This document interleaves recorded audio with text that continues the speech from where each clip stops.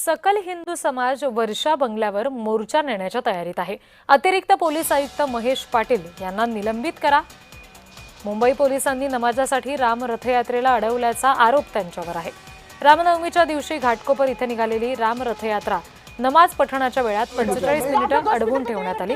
या विरोधात RCF police स्थानकाबाहेर सकल हिंदू समाजानं आंदोलन केलं।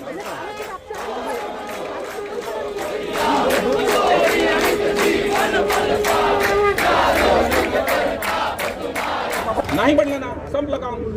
नाही वाद्यवृंद सांगितला, वाद्यवृंद करायचा, नाहीतर कमी आवाजात तुम्ही काय ते बेंजो वाजवा।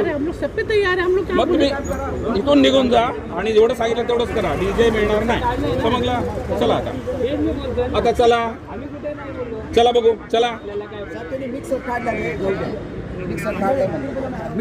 नाही जाणार, नाही जाणार। मिक्सर काढला तरी गाडी नाही जाणार। नाही म्हणजे नाही। कार्यक्रम करायचा असेल तर करतील, नाही तर थांबवतील। रामाचं भक्त ते आहेत, आम्ही पण आहे। चला, जो कायदा तो सर्वांना आहे आणि तुम्ही जर कायदा पाळला तर तुमच्यापासून ही सर्वांनी सबक घेतला पाहिजे। पोलिसांच्या विरोधात सकल हिंदू समाज वर्षा बंगल्यावर मोर्चा नेण्याच्या तयारीत आहे असं समजतंय। हिंदूंना कोणत्याही प्रकारचं आंदोलन करू द्यायचं नाही, अशा प्रकारची प्रशासनाची भूमिका आहे की काय अशी शंका हिंदू समाजाच्या मनात आहे।